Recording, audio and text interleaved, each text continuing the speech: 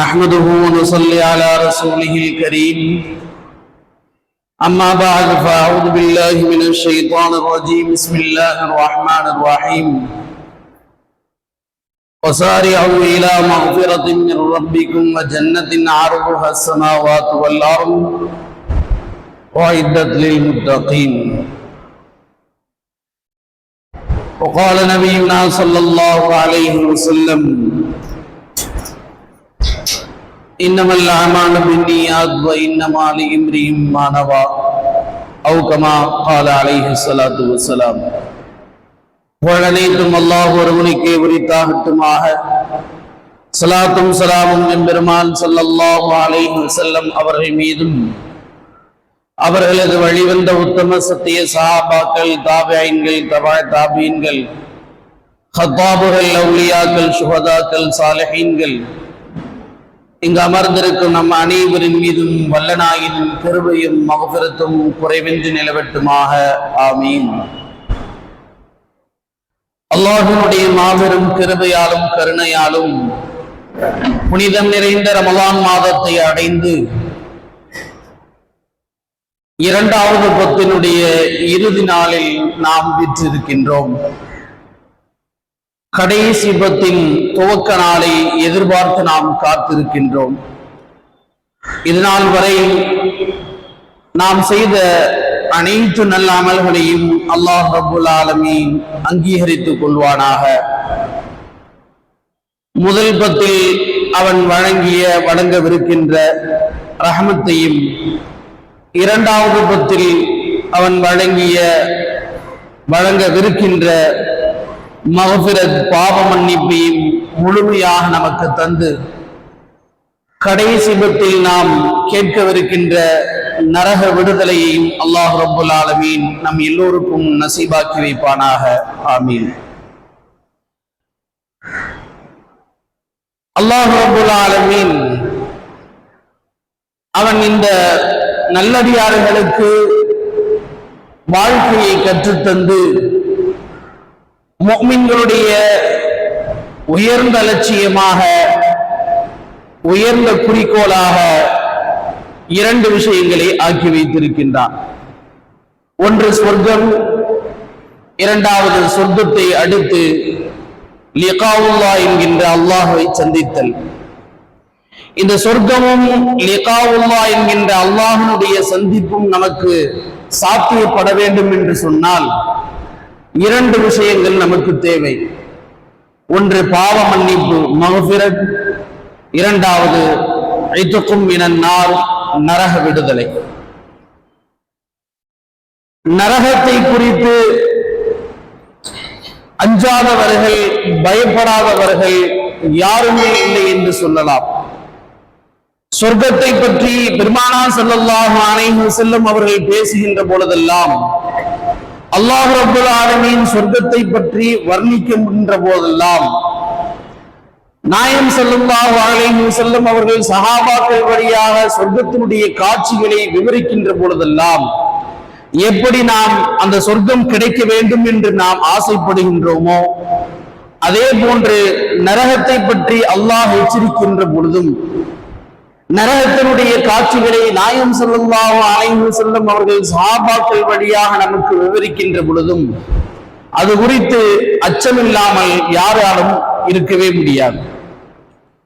அல்லாஹ் ரப்புல் ஆலமீன்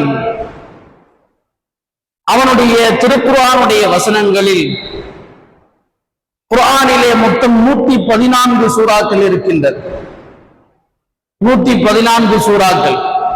அந்த 114 சூறாக்களில் 28வது ஜுஸுவில் இருக்கக்கூடிய சூரா ஜுமா, சூரா முனாஃபிகூன், 30வது ஜுஸுவில் இருக்கக்கூடிய வஷம்சி, வல்லுஹா, அலம் நஷ்ரஹ், வத்தீனி, இது போக வல் அஸ்ரிலிருந்து கடைசி வரை இருக்கக்கூடிய சூறாக்களில் வைலுல் லிக்குல்லி ஹுமஸத்தில் லுமஸா என்கின்ற இந்த சூறாவை தவிர, இந்த 15 சூறாக்களை தவிர மீதம் இருக்கக்கூடிய 99 சூறாக்களில் அல்லாஹு தஆலா சொர்க்கத்தை பற்றி விவரித்திருக்கின்றான், நரகத்தை பற்றி நமக்கு எச்சரித்திருக்கின்றான்.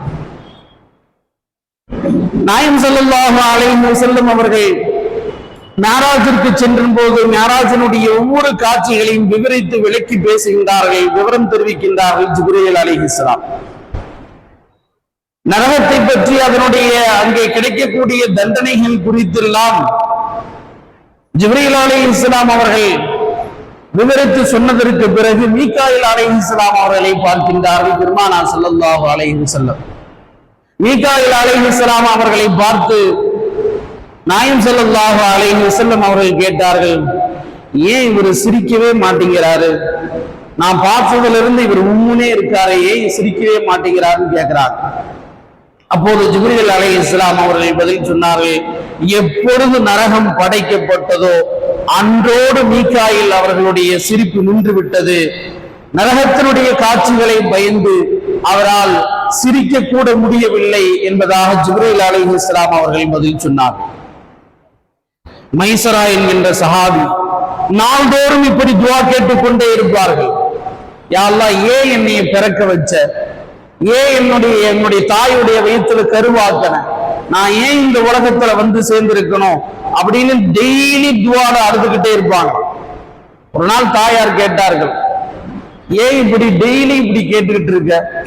உனக்கு நல்ல தாய் தகப்பன்கள், நல்ல வாழ்க்கை, இதெல்லாம் நசீபாக இருக்கும் பொழுது ஏன் அந்த துஆவை டெய்லி கேட்டுக்கிட்டே இருக்க அப்படின்னு சொல்லும் போது மைசரா அவர்கள் சொன்ன பதில் சிந்திக்க கூடியது. நமக்கு சொர்க்கம் கிடைக்கும், நிச்சயம் இன்ஷா அல்லாஹ் ஒரு நாள் சொர்க்கம் கிடைக்கும் என்று உறுதியாக தெரிந்தாலும் சொர்க்கத்திற்கு போபவர்கள் எல்லோரும் நரகத்தை தான் கடந்து செல்வார்கள். இன்னின்கும் இல்லா வாரிதுஹா என்கின்ற ஆயத்தை நீங்கள் படிக்கவில்லையா? அவ்வாறு நரகத்தை கடந்து செல்கின்ற பொழுது அந்த வேதனையை கூட என்னால் தாங்க முடியாதே, அதை நினைத்துத்தான் நான் நாள்தோறும் இப்படி துஆ கேட்டுக்கொண்டே இருக்கின்றேன் என்பதாக நரகத்திலிருந்து எச்சரிக்கை உணர்வோடு இருக்க வேண்டும் என்பதை மைசரா ரலியல்லாஹு அன்ஹு அவர்கள் நமக்கு குறிப்பிட்டு சொல்கின்றார்கள். நரகத்தினுடைய எல்லா விதமான காட்சிகளை குறித்தும் பெருமானார் ஸல்லல்லாஹு அலைஹி வஸல்லம் அவர்கள் மிகவும் தெளிவாக நமக்கு எடுத்துச் சொல்லி இருக்கின்றார்கள். வெறுமனே நரகம் என்பது இஸ்லாத்தை ஏற்காத, கலிமா சொல்லாத இவர்களுக்கு மட்டுமே உரிய இது இல்லை என்பதை குர்ஆனும் நமக்கு சொல்லி தந்திருக்கின்றது. முஃமின்களே, முஸ்லிம்களே, யாரெல்லாம் சற்று அசட்டையாக இருக்கின்றாரோ அவர்களெல்லாம் நரகத்தை கொஞ்சம் பயந்து கொள்ள வேண்டும் என்பதை வலியுறுத்தியிருக்கின்றது. அப்படி வலியுறுத்தியவர்களுடைய பட்டியலில் சில முக்கியமானவர்கள் இருக்கின்றனர்.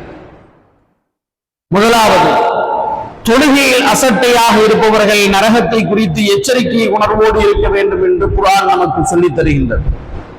فَخَلَفَ مِنْ بَعْدِهِمْ خَلْفٌ أَضَاعُوا الصَّلَاةَ وَاتَّبَعُوا الشَّهَوَاتِ فَسَوْفَ يَلْقَوْنَ غَيًّا.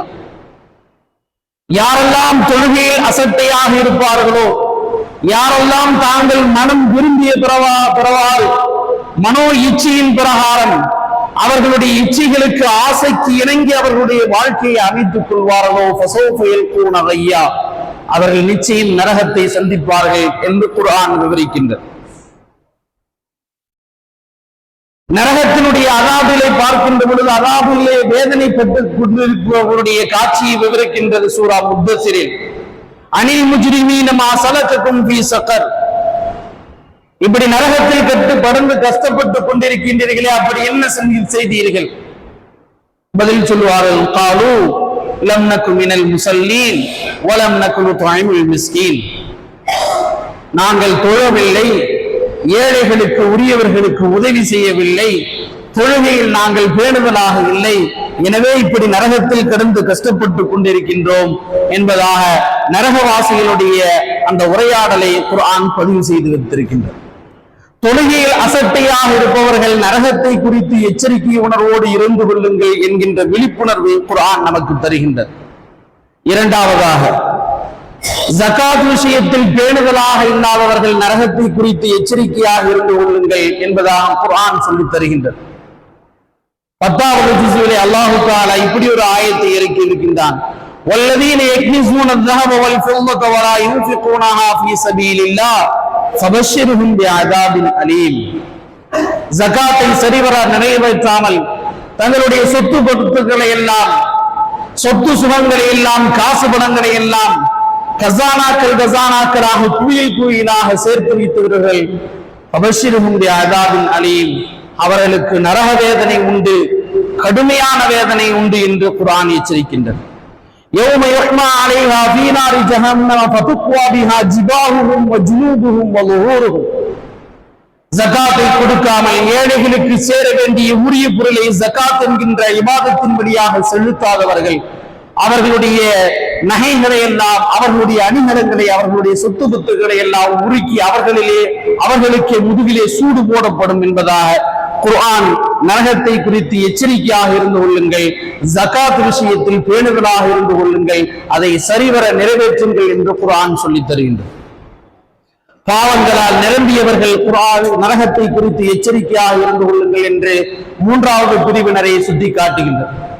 தொழுகையில் அசட்டையாக இருக்காதீர்கள், ஜகாத்தில் அசட்டையாக இருக்காதீர்கள், தொழுகையை சரிவர நிறைவேற்றுங்கள், ஜகாத்தை உரிய முறையில் வருடந்தோறும் கொடுத்து விடுங்கள் என்பதெல்லாம் சொல்லிவிட்ட குர்ஆன் பாவங்கள் செய்வதை அதிகமாக நீங்கள் குறைத்துக் கொள்ளுங்கள், அதிகமாக பாவங்களில் நீங்கள் மூழ்கடிக்காதீர்கள் என்று பாவிகளுடைய நிலைமைகள் மறுமை நாளிலே எவ்வாறு இருக்கும் என்பதை சூரா ஆக்காவிலே அல்லாஹ் ரப்பல் ஆலமீன் தெளிவாக விவரித்து கூறுகின்றான்.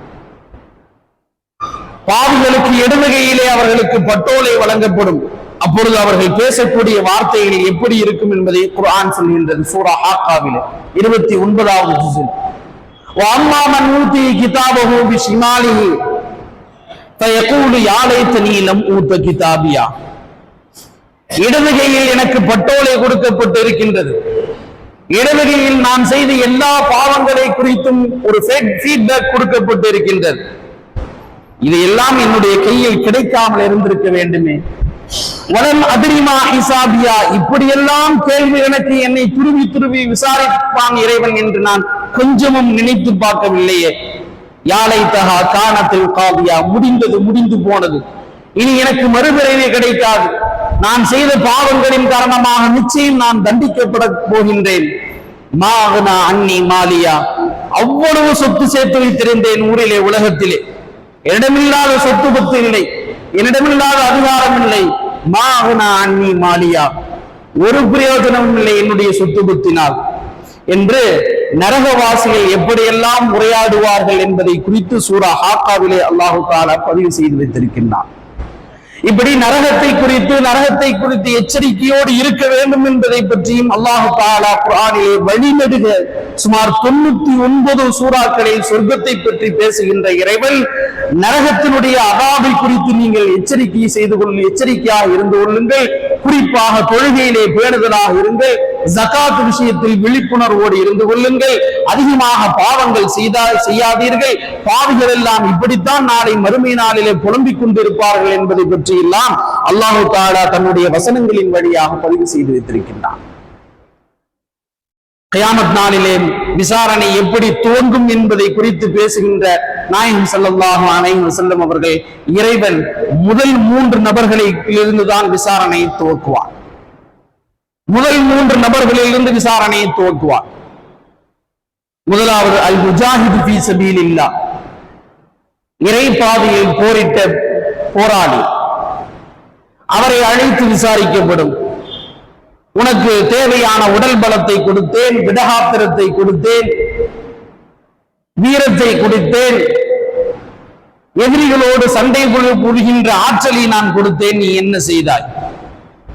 அவர் சொல்லுவார், நீ எப்படி எனக்கு என்னென்ன எல்லாம் கொடுத்தியோ அதை வச்சு நான் உன்னுடைய பாதையில நான் போர் செஞ்சேன், நிறைய நபர்களை எதிர்த்து போரிட்டேன் என்பதாக எல்லாம் அவர் அடுக்குகின்ற பொழுது அல்லாஹ் சொல்லுவான், இல்லை, எல்லோரும் உன்னை வீரன் என்று மெச்ச வேண்டும் என்பதற்காக நீ போரிட்டாய், எல்லோரும் உன்னை திறமையுள்ளவன், ஆற்றல் படைத்தவன், உடல் வலிமை உள்ளவன் என்பதாக பாராட்ட வேண்டும் என்பதற்காக நீ அப்படி செய்தாய், அப்படி நடந்து கொண்டாய். உன்னுடைய மனதிலே அப்படிப்பட்ட ஒரு எண்ணம் இல்லை, எனக்காக செய்ய வேண்டும் என்கின்ற எண்ணம் இல்லை, இதோ உனக்கு நரகம் காத்திருக்கின்றது என்பதாக அல்லாஹ் சொல்லுவான். இரண்டாவது, மார்க்க விஷயத்தில் ஞானம் கொடுக்கப்பட்டவரை அழைத்து வந்து இதே போன்று விசாரணை செய்யப்படும். தேவையான கல்வி அறிவை கொடுத்தேன், மார்க்கத்தை பற்றி தெளிவான விளக்கத்தை கொடுத்தேன், எல்லோரும் ஒதுங்கி இருக்கின்ற பொழுது தீனை நீ மற்றவர்களுக்கு சொல்ல வேண்டும் என்கின்ற அடிப்படையில் உனக்கு கல்வி ஞானத்தை கொடுத்தேன், என்ன செய்தார்? முதலாம் அவரை போன்றே இரண்டாம் அவரும் பதில் சொல்லுவார், என்னளவில் நான் தேவையான அளவு நான் கல்வி சேவையை நான் செய்து வந்தேன் என்றெல்லாம் சொல்கின்ற பொழுது அல்லாஹ் அதை மறுத்து, நீ சிறந்த கல்விமான் என்று ஊர் மெச்ச வேண்டும் என்பதற்காக வேண்டித்தான் உன்னுடைய செயல்பாடு இருந்தது, நரகத்திற்கு இழுத்துச் செல்லுங்கள் என்பதாக அல்லாஹ் சொல்லுவார். கடைசியாக செல்வந்தரை குறித்து விசாரிக்கப்படும். ஊர் உலகமே பணத்திற்காக வேண்டி அல்லோல்பட்டுக் கொண்டிருக்கின்ற பொழுது உனக்கு நான் செல்வத்தை கொடுத்தேன், மிதமிஞ்சிய செல்வத்தை நான் கொடுத்தேன், பணக்காரனாக ஆக்கி வைத்தேன், என்ன செய்தாய்? என்னுடைய நான் கொடுத்த செல்வத்தை வைத்து எல்லோருக்கும் நான் உதவி செய்தேன், தேவைப்படுபவர்களை தேடி தேடி போய் நான் உதவி செய்தேன், நாள்தோறும் சவறு சாப்பாடு போட்டேன். இப்படியெல்லாம் அவர் அடுக்கிக் கொண்டே செல்வார். அல்லாஹ் தடுத்து நிறுத்தி, உன்னை ஊரில் உள்ளவர்கள் நீ பணக்காரன், நீ பாராட்டப்பட வேண்டும் என்பதற்காக வேண்டித்தான் நீ இப்படி செய்தாய், அதனால் அந்த பாராட்டு உனக்கு ஊரிலே உலகத்திலேயே கிடைத்து விட்டது, இங்கு உனக்கு நரகம்தான் இருக்கும் என்று இந்த முதல் 3 நபர்களிலும் தான் விசாரணையை அல்லாஹ் துவங்குவான். இவர்களை முகம் குப்புற நரகத்திற்கு இழுத்துச் செல்லுங்கள் என்பதாக அல்லாஹ் சொல்லுவான் என்கின்ற விஷயத்தை பெருமானார் ஸல்லல்லாஹு அலைஹி வஸல்லம் அவர்கள் சுட்டி காட்டுகின்றார். நாம் செய்யக்கூடிய எந்த இபாதத்தாக இருந்தாலும் அதிலே இதை நாம் அல்லாஹ்விற்காக செய்ய வேண்டும் என்கின்ற முழுமையான மிகவும் சுத்தமான இஹ்லாஸான நியத் இருக்க வேண்டும் என்பதைத்தான் அல்லாஹ் ரப்பல் ஆலமீன் எதிர்பார்க்கின்றான். உமர் ரலியல்லாஹு அன்ஹு, கஅப் ரலியல்லாஹு அன்ஹு அவங்கள்ட்ட சொல்லுவாங்களாம், கஅபே எனக்கு பயம் வர்ற மாதிரி உபதேசம் பண்ணுங்க, நீங்க பண்ற உபதேசத்துல எனக்கு பயம் வந்துடும். கஅப் ரலியல்லாஹு அன்ஹு அவங்க சொன்னாங்க, அமீருல் முஃமினீன் நாயகம் ஸல்லல்லாஹு அலைஹி வஸல்லம் அவர்கள் தராத பயத்தையா, குர்ஆன் தராத பயத்தையா நான் தந்துவிட போகின்றேன், என்கிட்ட போய் கேட்கிறீங்களே அப்படின்னு கஅப் ரலியல்லாஹு அன்ஹு கேட்கிறாங்க. இல்ல பரவாயில்ல, நீங்களும் எனக்கு பயம் வர்ற மாதிரி உபதேசம் செய்யுங்க. கஅப் ரலியல்லாஹு அன்ஹு அவர்கள் சொல்வார்களாம், நரகம் கிழக்கிலே இருப்பதாக நீங்கள் நினைத்துக் கொள்ளுங்கள், கிழக்கு திசையிலே உள்ள நரகத்தினுடைய கதவை லேசாக திறந்தால் மேற்கு திசையிலே உள்ளவனுடைய மூளை அது உருகிவிடும் என்பதாக கஅப் ரலியல்லாஹு அன்ஹு அவர்கள் சொன்னார்கள். இன்னும் அதிகமாக நீங்க பயம் வர்ற மாதிரி எனக்கு உபதேசம் செய்யுங்கன்னு உமர் ரலியல்லாஹு அன்ஹு திரும்ப கேட்கிறாங்க.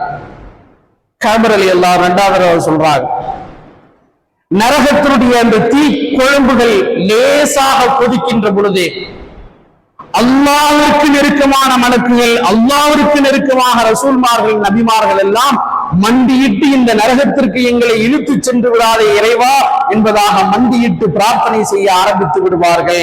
அதிலே இப்ராஹிம் அலைஹிஸ்ஸலாம் அவர்களும் ஒருவர் என்பதாக கஅப் ரலியல்லாஹு அன்ஹு அவர்கள் சொல்வார்கள். உமர் ரலியல்லாஹு திரும்ப கேட்பாங்க, இன்னும் பயம் வர்ற மாதிரி எனக்கு உபதேசம் செய்யுங்க. அப்ப கஅப் ரலியல்லாஹு அன்ஹு சொல்லுவாங்க, அந்நாளை மறுமை நாளிலே மனிதனுடைய சிந்தனை எப்படி இருக்கும் என்றால், யௌம தஜிது குல்லு நஃப்ஸின் மா அமிலத் மின் கைரின் முஹ்லரா, 3வது ஜுஸுல சூரா ஆல இம்ரான்ல இந்த ஆயத்து இருக்கு. நாளை மறுமை நாளிலே மனிதர்களுடைய மனோநிலையை அல்லாஹ் விவரிக்கின்றான். யௌம தஜிது குல்லு நஃப்ஸின் மா அமிலத் மின் கைரின் முஹ்லரா வ மா அமிலத் மின் சூ தவத்து லவ் அன்ன பைனஹா வ பைனஹு அமதன் பஈதா. இந்த நாளிலே நான் செய்த எல்லா நல்ல காரியங்களும் எல்லா கெட்ட விஷயங்களும் பதிவு செய்யப்பட்டிருக்கின்றது.